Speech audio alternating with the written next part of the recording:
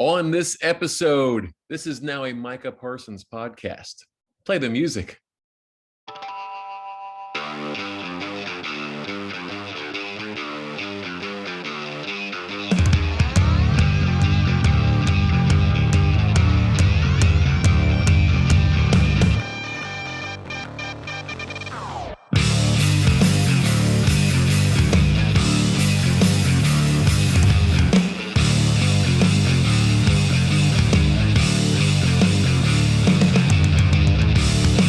Welcome to the Goal Line Fade. I am Zach, your host, with my RB1 Brian.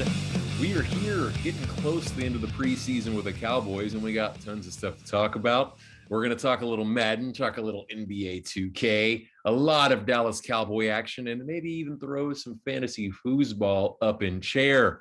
So without further ado, before we do get started with everything, Brian, how's it go with my man? How are you doing today? Good, man. Good. Unwinding. Had a pretty chill weekend, and then got back to the grind today, and just kind of trying to zen out and get home from work and turn my brain off. How about you, man? How are you? Same thing, man. Nice chillaxing weekend. Actually, got my second COVID shot on Friday, so I had kind of a no plan for the weekend just in case, feeling the fluish, feverish, whatever. And actually, I felt fine. I had nothing. Just good. Perfect. No reaction like last time? No, nothing. I actually took some CBD oil about 35 minutes before to make sure that I was calm. Because for the listeners out there, I actually have a fear of needles. So yes, so that helped me a lot. But went out to dinner with some of our neighbors. Our cul-de-sac crew. We're really good friends with them. And we all went to the Silver Fox and Richardson Steakhouse. Yeah. And I know that one of the guys that we're friends with is a game developer, right? He actually works for People Fun, which they make the #1 rated game, like on Android and Apple on the phone. And they actually developed an algorithm for ads and everything else. But anyway, we checked out his office. It was cool. Like, imagine the movie Grandma's Boy and everything else. Like, it's exactly what you would think, going into an office where they make video games and play test video games. Like, the movies are not exaggerating at all. It is 100% that. Like, it's crazy. Yeah, back when I was like 18, I had a job delivering pizzas, and one of our regular customers was if I'm not mistaken, I can't remember what company what they were called, but they made computer games, and it'll come to me here in a minute. I can't remember the name of the game that they made, but it was a pretty popular RPG type game. I don't know. I'm not into, I'm not into gaming all that much, but so I would regularly bring over, like twice a week, bring a stack of like 10 pizzas into their office, because it was, like you said, exactly like what you think in your head a video game office is going to be. So yeah, it's pretty cool. Yeah, it's exactly how I would run a company if I was the owner of a company. They ask people what snacks they want, and they go and buy them. And like, it looks like a 7-Eleven tray in there where everything you could want. They have a large TV that has the Xbox and everything hooked up to it. You can take as much vacation time as you want. If your job is done in 2 hours, go home. If it's done at 9 o'clock, keep working. It's like a completely chill, just I can just imagine the level of stress and peace of mind. It was very, very, very cool. Speaking of peace of mind, have you been watching Ted Lasso? Of course, yeah. Oh, I love this show. Oh my gosh. Put it in my veins, dude. I love it. Oh, it's fun. This season's even better, man. It's just tough to believe that could be the case. So for our listeners, I apologize if you hear a dog going nuts. She's been cooped up all day, and apparently she wants to hang out with her dad for a second while we're recording. So that's fine. I'll allow it. For the camera, this is Lulu. For those of you who are not watching on YouTube, you should watch on YouTube so you can see Lulu and see what she's all about. If for only one reason you get to see Lulu. Yeah, I'm going to try to teach her for the draft we have coming up Saturday for fantasy football. I'm going to try to teach her how to bring the stickers to us. Oh, nice. I'm sure that'll go well. Yeah, it'll be fun. I'm sure it'll work out tremendously. Yeah. I'll have tons of time to, when one of the guys in our league takes about 5 minutes to pick. So that's when I'm gonna teach her. I'm actually not gonna spend any of my leisure time. I'm gonna teach her during the draft. So by the time we get to the 6th round, she should have it down pretty packed, I think. Nice. Yeah. And oh, good times. In right before that pick where he takes a kicker in the 6th round and then still ends up in the championship. Not this year, of course, but in a previous year. Best ever. Yeah. So I've been playing a lot of Madden. Madden released, and I like it. It's getting a lot of hate. I don't know if you're aware of this. You're not on the interweb like I am, so I don't think you know. No. Apparently, it's broken in the secondary. But I play. So since you're not a Madden player anymore, for our listeners and for you, the way you play Madden now is you have difficulty settings, as opposed to like it used to be 10 years ago: rookie, all pro, pro, superstar, all Madden, whatever the difficulties are, right? Well, now you can do it as competitive, simulation, arcade with the difficulty. Okay. So I play my franchise on all pro, which is not quite all Madden, but it's pretty close. And I play it with on sim. So it's sim stat. So you can't just chunk the ball like you're having to play call like a real NFL team. So I haven't noticed any problems. Like I think mainly the issue people are running into is whatever the setting is for online. But for me playing franchise, it's been fine. Just to fuck around, I started a franchise with the Jets. I wanted to see what it was going to be like to try to rebuild a team like that. I spent almost 2.5 hours before I even played my first game with all the cool stuff you can do in the game. So if you're a franchise nerd, like there's coaching trees. So you have like your coach, your coordinator and everything, right? And it's all goal based. And they have things you can do to XP so you can, make your trees go out. For the players, same thing, you can pick goals. So we're going to a game versus the Packers, right? And you can pick 3 key players and set a goal for them and they get XP to try to level them up. It's very, very detailed. Like I had a lot of, and I did owner mode because I love setting the price for like all the, food and jerseys and everything. So I was messing with that for way too long, but it was cool. The atmosphere is badass. It's like college football. Everything shakes on the road and play art gets disturbed. Like playing as a rookie quarterback, we fumbled. I ended up throwing 7 interceptions. Like the game was competitive. And then we fumbled a kickoff and the momentum swing. It was insane. I ended up losing 49-10. It was like 10-13.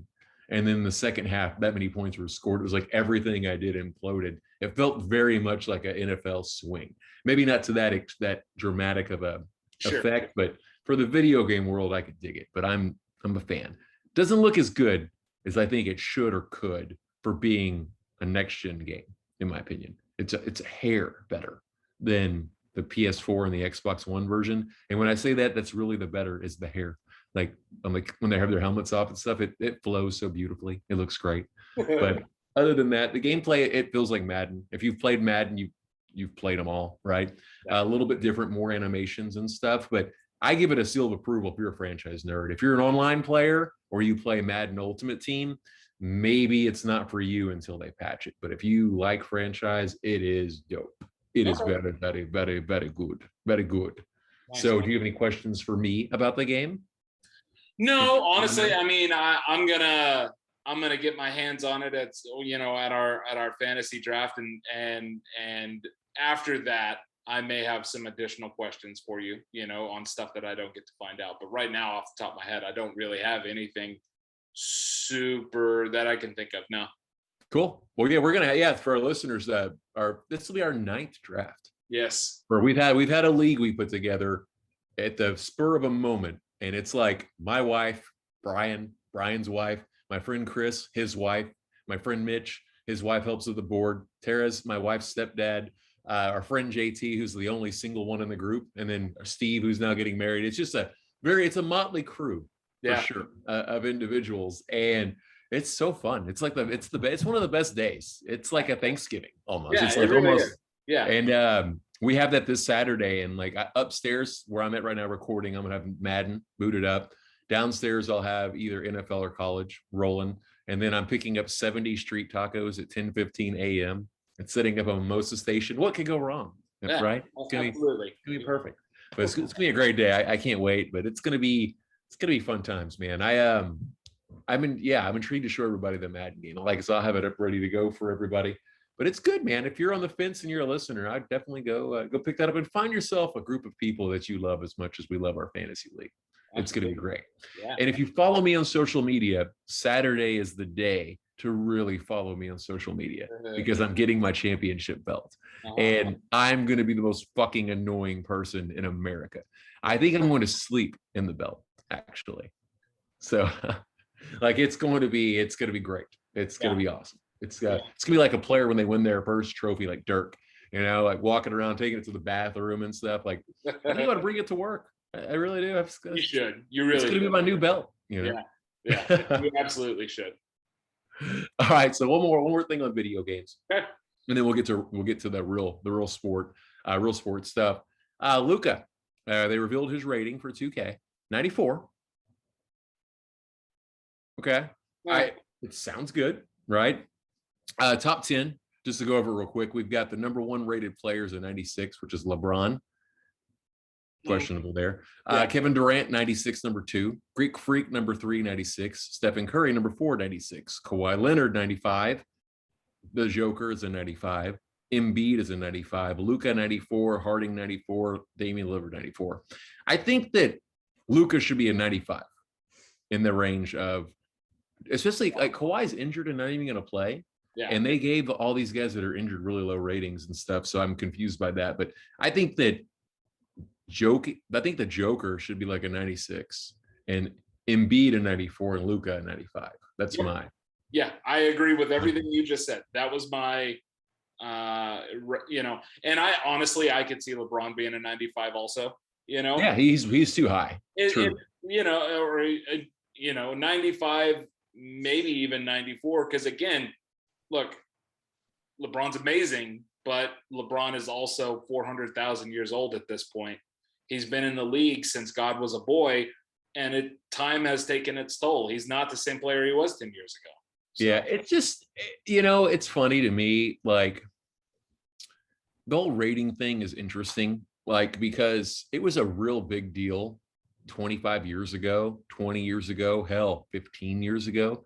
But now that we have live ratings in video games, you pop, for instance, the rating that a player could have, let's say you buy Madden in October. The first thing that's going to happen is there's going to be an update, and they're going to move players up and down as opposing to what's happening. Same thing in 2K. So it's almost comical to me how they grade these players now, because it's like they just move them down on purpose so they can give them room to move up. And I don't know if I agree with that. I think you should give them a 99 if you feel they're that, and then respond accordingly. Yeah, rate them honestly. You know what I mean? Rate them honestly. And if that means that they don't necessarily, you're not going to have some big adjustment later on to do, then so be it. Then that just means you rated them properly. Because to me, when I hear that all these big rating swings happen when the updates, that just tells me that they rated them poorly the first go around. What's Porzingis? Judging by this, what's Porzingis, like a 78? Right? Yeah. I mean, it's dude. Yeah. I mean, it's nonsense. It's, we could talk about this for hours. It just drives me nuts, because it's always driven me nuts. Not just 2K, not just basketball. It drives me nuts with Madden. It drives me nuts with all the sports games, all of them. Yeah, they purposely bring everybody down just to bring them all back up, and it's like, it's a process that's not needed. So many people play competitively anyway with these MUT modes and ultimate team modes, and you don't even have the max cards at that point. Like right now, if you were to go spend $1,000 buying packs in Madden to get the best ultimate team possible, you probably would have an 85 team. That's probably the best you could get it, because there's just not cards that are listed high enough. Like right now, I booted it up because you get your free pre-order bonus. That my quarterback's Kyler Murray, and he's rated an 80 on the on that mode, when he's like an 86 or 87 in the actual game. But that's because they're going to have 5 or 6 Kyler Murray cards over the course. It's just it's very wacky. That's the good thing about, you start a franchise, you make your own ratings, you adjust accordingly and do your thing and let them do whatever, man. Absolutely. But yes, but Luka, that is cool. He is in the top 5 technically, because the ratings go from 95 to 94 or 96 to 94. So he's there. Yeah. And the sky's the limit for on his MVP campaign. that we may see. It's coming. We started the season versus the Hawks, by the way. Yeah. The Dallas Mavericks. And play on Christmas again as well. The late game at like 9:00. Yeah. Yeah. I'm not stoked about that, but it should be, they're really trying to push the Trey and Luka thing. They see those as, future faces of the league. So it should be interesting. I do like that the first game we're the first of a doubleheader on TNT. So it's like a 6:30 game. So that's cool. Yeah. So it started pretty early. It's not going to be too late, so that works out nicely. Lulu is enjoying her toy right now. So in case you can hear some squeaking right now, that will be what's happening right there. Yeah. So anywho, let's roll into some Cowboys talk. Unless you have any more Dallas Mavs talk. That's really it right now. Yeah, the off season of not much is still rolling, but it ain't over yet. But that's all I got. Okay. So man, it is hard to be excited about the offense right now. And it's not their fault, but Dak's not playing, Zeke's not playing, half the offensive line isn't playing. And quite frankly, our number 2 and 3 quarterbacks suck. And 4. They're not NFL grade win it. Yes, sir. Okay, so you said it, and I just need to address this now, and we got to get it out of the way. Ben DiNucci, if he makes this roster, I'm going to drive to Frisco and light that building on fire. That guy's not an NFL quarterback. He won't make the team. He's going to be on the practice squad. Yeah. He'll be on the practice squad because he won't be claimed by anyone. Yeah, oh, yeah. No, there's no way he's getting claimed. He's legitimately, you could put him on the roster of any of the top 10 college football teams, and he would struggle to win the starting job there. He's not a pro. He's not a pro quarterback. He may turn into at some point a moderate to decent backup. I don't know, but it ain't now. It's just not. At least he can kind of play chess. Okay. Well, then let's get him signed in some professional chess league because he needs to stop playing football. Will the Bears just cut Nick Foles already so we can sign him? Right. Please? Yeah, seriously. Yeah, I mean, dude. I mean, I guess at this point they've made it fairly clear they're not interested in Blake Bortles, right? Or they are interested, but they're not willing to pay him what he wants. Or they're just holding out to see who's cut. Yeah. In case there's somebody better that becomes available. For instance, Nick Foles. Yeah, which maybe they want to get somebody like I favor backup quarterbacks who can run. Right, as opposed to the traditional pocket passer, because in most instances when a backup quarterback's going in, they have had little to no first team reps. Right. At least when the plays break down or the backup quarterback, can't read the defense properly, at least they can take off with their legs and maybe get you a touchdown, maybe get you a first down. They agree with you. Hear my dog. They're going nuts. Well, that's why, in my opinion, that's why I think the Bills were so smart to sign Mitch Trubisky. I don't think he's a very good quarterback, but I think that you can almost run the same system if Josh Allen was to miss. And he's a mobile quarterback, so chances of Josh Allen missing a game or two are pretty, I would say it's probably a thing, Yeah. And they can run their same system and be okay. They really don't have to adjust much. And also, like you said, who is the quarterback that could run like Washington had him? Colt McCoy, even. Colt McCoy, like all the bootlegs and running, he gives so many problems. He's been still in the league because that's what he does, Yeah, I mean, Robert Griffin, RG3, while, he had a couple of years as great as a starter, then messed his knee up, but he's still had a solid career as a backup, basically entirely based around his legs, and there's plenty of guys like that. And I would much rather see one of those guys than the guys we've got. There's plenty of them out there that are solid quarterbacks. And we're not in the Cowboys front office, so maybe they just were like last year. Maybe they're like, hey, look, we invested in the backup, and look what happened. Yeah. So we're just going to let the ship burn if something happens, which I don't think is ideal, but maybe their opinion is the NFC is too with Aaron Rodgers and Tom Brady. And it's like, hey man, let's just get a great draft pick and let's let's make it DiNucci. Let's win nothing if that's the case. I don't know. I don't know if that's the way the brass thinks or not, honestly. Well, and here's the thing. It depends, right? Because there's two different categories of two different types of situations where you need your backup quarterback.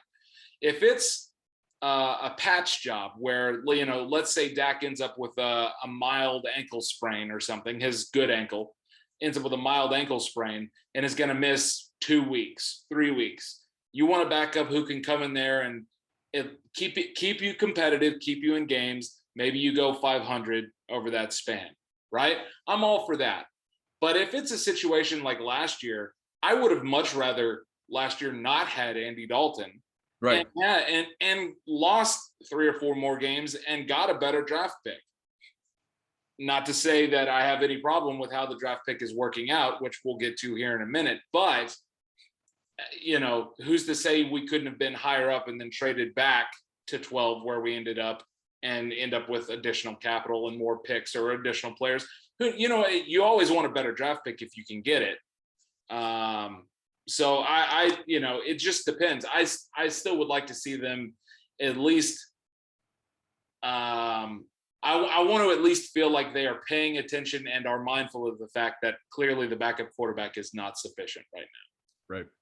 It's not. I mean, it's straight tank mode if something was to happen. It's done. And a lot of people are freaked out. I'm not freaked out. I think Dak is going to be fine. I'm worried about a random BS concussion or who knows happening, right? I'm not worried about the arm. I'm not worried about his availability versus Tampa Bay. No. I'm just worried that you have this car with no insurance. Yep. Right? You're driving a Ferrari and you're driving with no insurance right now. And that is, in my opinion, not a good idea. No, because I don't think our coaching and what we have on the offensive side is good enough to make this system work without that. No, and look, let's be clear. I think there are very few teams in the league that can make it work without their starting. Kansas City doesn't have a problem. They're running with Matt Moore and they're winning games still. That's what I'm saying. Like, you can still, like, Matt Moore is not a good quarterback. No. He's okay. He's serviceable. When Mahomes went down 2 years ago, it was for 4 games, or was it 3? And I think he went 2-1 or 2-2. Exactly what you just described. Exactly what you want. Yeah, that's the kind of guy you need, not a guy who wouldn't even be in the practice squad somewhere else. Well, no, it wasn't Matt Moore who was doing that when that happened. But yeah, you're absolutely right. It was Chad Henne. It was Chad Henne when. When was Matt Moore? What team was he on? It was Matt Moore was mostly on the Panthers. He was filling in for Cam Newton. Yeah, I'm pretty sure that I'm fact checking. Go ahead. I know that Chad Henne was the primary backup for. Well, I know he was. Yeah, he was there last year, right? Yeah, well, that's what you're talking about when Pat missed that time last year. The year before. Oh, okay. Well, he missed 3 games last year, and I think they went 2-3 in that period or something like that. Matt Moore fills in for Patrick Mahomes, a respectable performance, an unpredictable game, as well as a tough loss to Green Bay, 31-24. So I don't know. I think I know they both have been the backup in Kansas. Yeah. Neither here nor there. They both did well. Yeah, they did. Yeah. And needless to say, I think if you put any of the guys that we have behind Dak right now, that doesn't happen there. No, I think also we have to factor in the fact that I don't think anyone would argue that Andy Reid is a better coach than Mike McCarthy. Oh, so, hands down. So that's gonna all of it. It's just better. Absolutely. But still, aside from, losing your starting quarterback is going to derail for any significant amount of time. It's going to derail any team. Sure. It's such an eyesore right now. Like, I'm having a blast watching our defense. They're playing.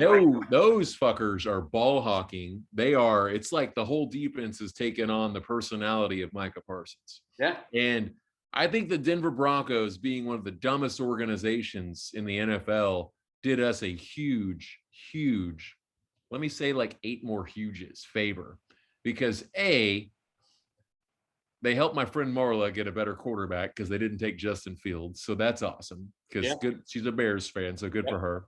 They went Surtain, which made the Cowboys trade back, and then here we go. We're looking at Micah Parsons now, right? And I am so impressed. Like, he leads with 13 snaps, so with at least 13 snaps. So let me say that, but he's the highest rated linebacker in the entire preseason. Yeah, with at least 13 snaps via Pro Football Focus. That's legit. awesome. Now, let me say this, because I was not for the pick at the time. So far, I'm eating crow, and I'm okay with that. That is crow I will happily eat. But we just remember back to 2018, right? How we felt about Leighton Vander Esch, and then how it's gone since then. I'm not saying it's the same thing or even going to be the same problem, because Micah is a much better athlete with a much better skill set than Leighton ever had. What I am saying, though, is my only qualm with what you said is it's way too early to thank them for taking Surtain, because cornerbacks take 2 or 3 years usually. He does have a pick 6 in the preseason as well. Yeah, and so let's see how it looks in a few years. But as of right now, Micah Parsons is balling his ass off, and I am still with you on Denver being stupid passing on Fields. They should have taken Fields. Yeah, 100%. Like, yeah, Justin Fields is a fucking baller. Yeah, and by the way, it looks like it. He looks great. Oh yeah, he looks solid as a rock. He's gonna take Andy. He's probably gonna, on Sunday Night Football, he's going to come in for Andy Dalton. Yeah, I mean, I give it week 3 or 4 at the most. At the most. On record, I'm saying he's a starting quarterback week 2. Yeah, I'm certainly not going to argue with that. That's why I say they're idiots, because I think they're dumb. Because if they would have taken Fields, we'd have Surtain, which might not be terrible. I'm just saying, like, the way it's worked out.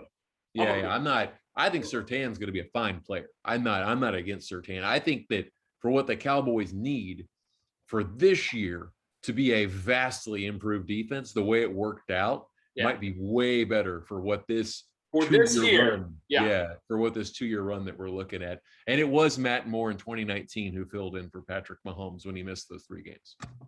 Okay, but how many games did Mahomes miss last year? I don't even know. Last year was such a weird year with COVID. I don't even remember. It was. I know that he missed some time with the foot problem, like 3 or 4 games, and Henne, because I remember watching. Yeah, that was last season then. Yeah. It was 2019 whenever he had that kneecap and it popped out of place. No, I remember that. Matt Moore filled in for. That's what I was talking about. Yeah. Okay. I was talking about last year. Oh, you're fine. That's why it's like, am I fucked up? They're like, how did I forget that? Like, man, because Matt Moore was a Cowboy at one time when I was always questionable. I always questioned why we never tried to keep a profile backup like that around because of Tony Romo's injury history there towards the end and such. Yeah. And yes, back to Parsons, man.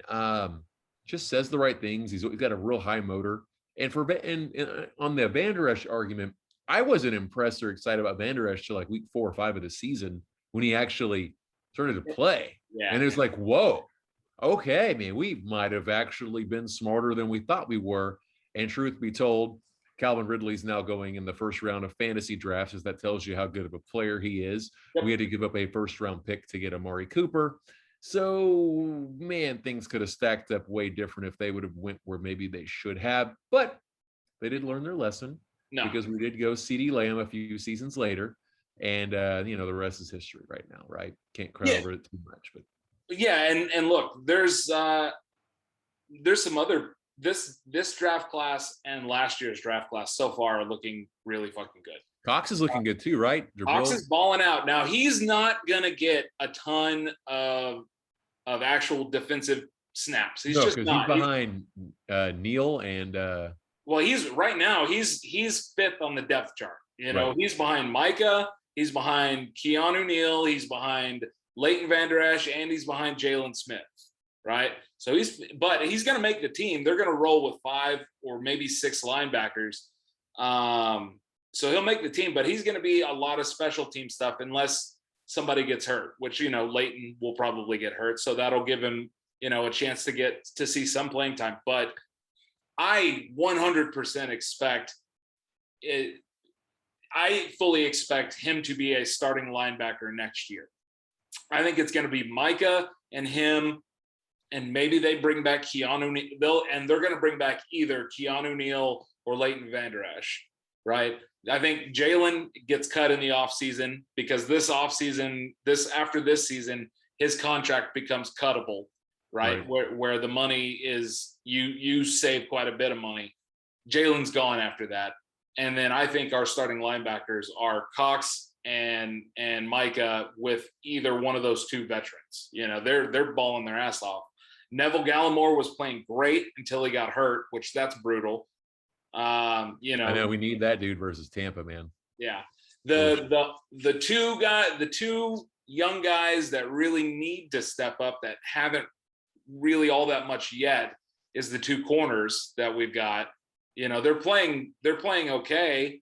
But as what usually happens with rookie corners, for every good play that they make, they've got one or two bad ones, where they get boss man fat, gets burned deep or gets called for holding, or, it's always something. And I'd really love to see one of them make a nice hard push and steal that job from Anthony Brown.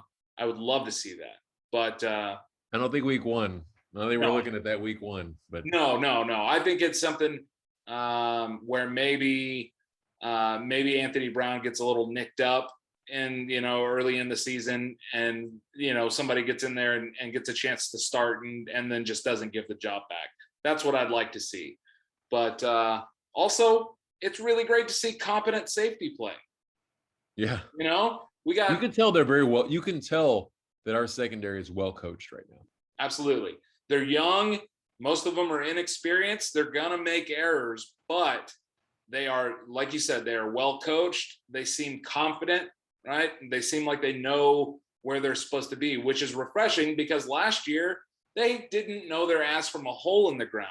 No. You could tell no one on that defense knew what they were supposed to be doing. It seemed like the only person who did was Aldon Smith, but they look great, man. Well, the one thing that I don't know if I'm concerned with it. We have a mild COVID situation going on with the Cowboys right now. Yep. CeeDee Lamb was put into protocol today, as well as two other players. Israel Mukuamu and Malik Hooker. Right. And then Dan Quinn was as well, our defensive coordinator. The good news is Carlos Watkins. Yes, and Watkins were on Saturday. The good news is the third game. This is weird with these games, man, because every team is handling them so differently. Like the Saints game tonight, we're recording this on a Monday. Sean Payton's deciding who his starting quarterback is tonight. Because he wants for the third game to know, because apparently whoever won't play, whoever he selects, I think is how that works. You got the Chargers are not playing Herbert at all, which I think is a huge mistake. Second-year player in a new system. I don't think I agree with that. But every person's handling things differently. You have the Eagles playing everybody week one, playing nobody week two, making Cam Newton look like a fucking Pro Bowler again because they're playing third string guys to start the game. It's been very weird to kind of get a read on all of this. So my read for the Cowboys is this is just a third game. Let's see who makes the team. Yeah. So 2 weeks from today is 3 days before the first game. Am I right? Yes. Yeah. So there's a lot of math. So the good news is it's a 10-day period for this COVID things if you're not vaccinated, I believe. Yeah. So they have time. So the CeeDee Lamb being ready for the opener, Dan Quinn being ready for the opener, as long as there's no medical complications or some weird things like that, they should be okay. Yeah, and we know, and as far as the vaccinations go, we don't know about the players, but we know Dan Quinn is vaccinated. Right. 100% of the coaches are, and 93% of the players are. Yep. I don't know if the CeeDee Lamb is or isn't. Yeah. Well, I'm sure we'll find out soon. But so I don't know if he's just it's tracing and he's back in 2 days. I don't know if he has COVID. It hasn't been breaking yet. And he'll be gone for 10 days. Who knows? Yeah. So that's something to keep an eye on, because I know last year I watched Cam Newton look like he was going to be okay and get COVID, and yikes. Zeke also, by the way, you know, I mean, there were players who got COVID and then came back and were fine, but there were some people, multiple people, tens of players who got COVID and did not have their standard quality season. So it just affects everybody so differently, you know? It is a wild, wild world we live in, man. I'm still a firm believer that we're not going to have any canceled games this year. No. I really don't think it's going to happen. I don't think any team's going to have an outbreak. I think what we just saw with the Cowboys will be a thing, where I'll like, oh my God, like I do think it's going to be Flare going up. to game day and we're like, oh shit, it's Saturday. This Cam Newton's not playing tomorrow. Josh Allen's out for COVID or something. I do think that's going to happen, but I don't think it's going to be a team having to cancel because of it. I really, really don't, because of the money loss, the ticket sales, the revenue, and you need like a Tennessee Titan situation where it's 15 people. I don't see, because last year, even when they did the tracing, it wasn't that bad. So that's my bold prediction right now. For our fantasy football players, if you are the commish of a league or talk to your commish, they should have IR spots because they'll need to be used. It's going to be a thing. You know, I think we put 2 in our league for that reason, and it needs to be there. So if you're a listener and you're a fantasy football player and you don't even know what an IR spot is, feel free to reach out to me on Twitter or Facebook or whatever, and I'll walk you through it. Any fantasy football league you're in, you should have an IR spot, at least 2. I mean, it was a lifesaver for us on a couple of different times last year for a couple of different people in our league. So, you know, it's definitely, yeah, absolutely. I mean, until if it ever happens, until COVID goes away, it's basically going to be, it needs to be the new standard. Man, I played in our fantasy baseball league, dude. We have 5 IR spots. Yeah. Now it's daily, so it's way different, right? It's different than that. But we have 6, excuse me. You know how many people have my IR right now? 5. Yeah. 5. Yeah. In basketball, we did 5, and it was so full. Football, I think 2 is okay. Yeah. Because it's just one day and you've always got people on your bench. You don't need your whole roster. Like in baseball, you're churning every day to get the, you know, football, you always have 5 or 6 reserves anyway. So it's going to be interesting again, man. The only time, for football, the only time it's really a killer is if it's somebody like, if what happened to Dan Quinn and Carlos Watkins happens to your stud running back on a Sunday night game after all the day games and Sundays happen, that'll screw you good and proper. But as long as you can kind of plan accordingly, or you've got a little wiggle room, it's no big deal. Yeah, you just move him to your IR and you try to pick up his backup or a guy that plays Monday and hope for a touchdown, right? Cross your fingers and pucker your butthole, because it could be interesting. Yeah, it should be a thing. Most of the time we find out about these things on Saturday. That's the one good news. That's when they do the traveling and everything else, because they obviously don't want to put someone who's COVID positive on an airplane with everybody else. That could just, breed quite a few other issues. So that's my fantasy football thought. Brian and I will break down our teams next week. Actually, I'm excited about talking about that. We'll get that uploaded and talk about where we went and everything else. So that'll be fun times. I really don't know what I'm going to do. I'm intrigued to see what you do. So we have 4 people that are keeping, like, our league. For those who are listening, our league, we keep them where we drafted them, right? So for instance, I'm keeping Scary Terry in the 4th round. So there are, I think, 4 people in our league that are keeping their 1st round pick, which is crazy. It's crazy. There's one. Christian McCaffrey makes sense. I was going to say McCaffrey, I get. Dalvin Cook does too. Yeah. But she's 7th. She's like 6th pick or 5th pick. So that's close. There's value there, no doubt. But it's hard. It's hard to argue that would be the best value on her roster, though. That's all I'm saying. It really was the best value on her roster. Okay, well, that's a different conversation. But like JT's keeping Barkley. Yeah. Over Metcalf, and I was like, okay, dude. I haven't tried to be a good commish and give good advice, and he still wanted Barkley. And hey, man, God love him. But it's gonna be intriguing because my wife has the 5th pick, but she really now has the 4th pick because there's a person in front of her. You have like the 6th pick. I don't know. It's all convoluted, but I get to pick 2 players out of like the best 10 available, because there's only 8 picks before me, and then I get to go.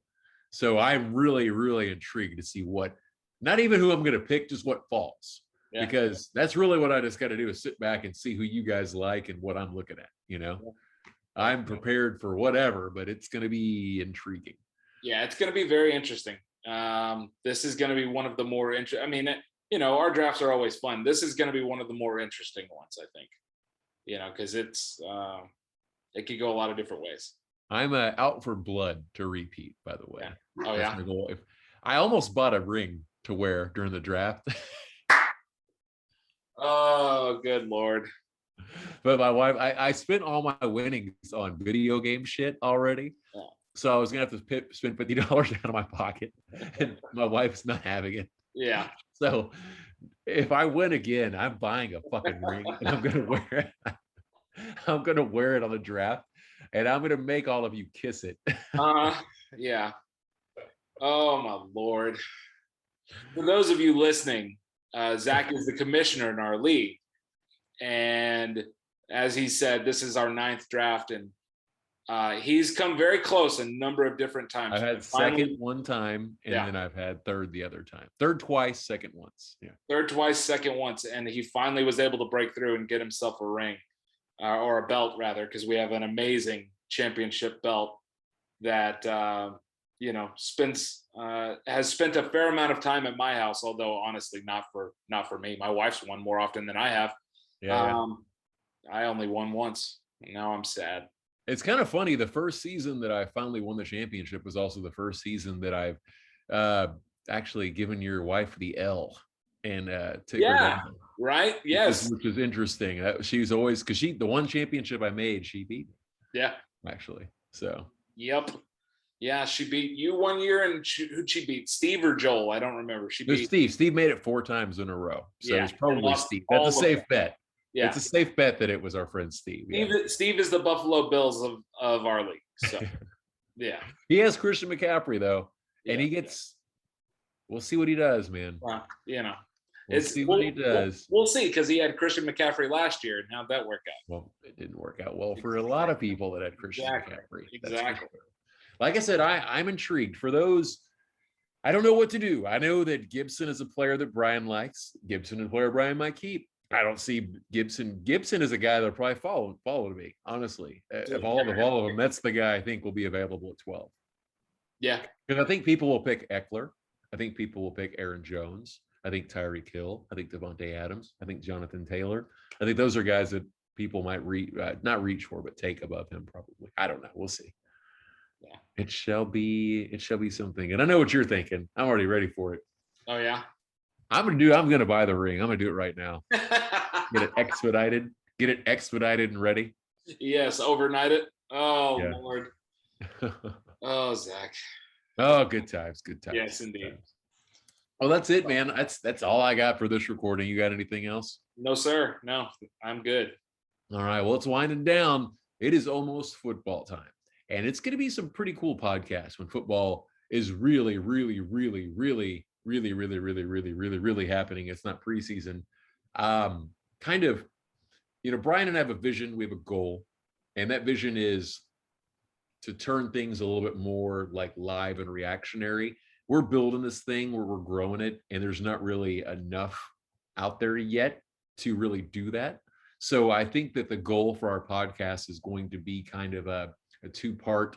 We'll be recording it at the same time, but it's going to kind of be like, let's react to the Cowboys win or loss, and let's preview what's coming up for the Cowboys this week. I think is kind of what we're going to be leading into on the show. Obviously, we're not doing a podcast today. It's one a week right now. So I think that's kind of the direction we might lean at first and just kind of see how it rolls and kind of go from there. Because we talked about doing it right after the game's over. There's been a lot of ideas shot around. So I think that's the plan. Yeah. And we may try some, experiment one week and try it this way. And, there may be some changes, some curveballs we throw at you listeners, but we'll definitely try to keep you posted when those curveballs are coming. But it should be exciting. Absolutely. If you are a podcast listener, even if you're not a YouTube person, if you could go onto YouTube and subscribe, that would be awesome. We have not quite a few. We have some, and that's exciting news. So anybody who listens and wants to share, we appreciate it as well. As always, thank you for your time. This is the Goal Line Fade, and we are out.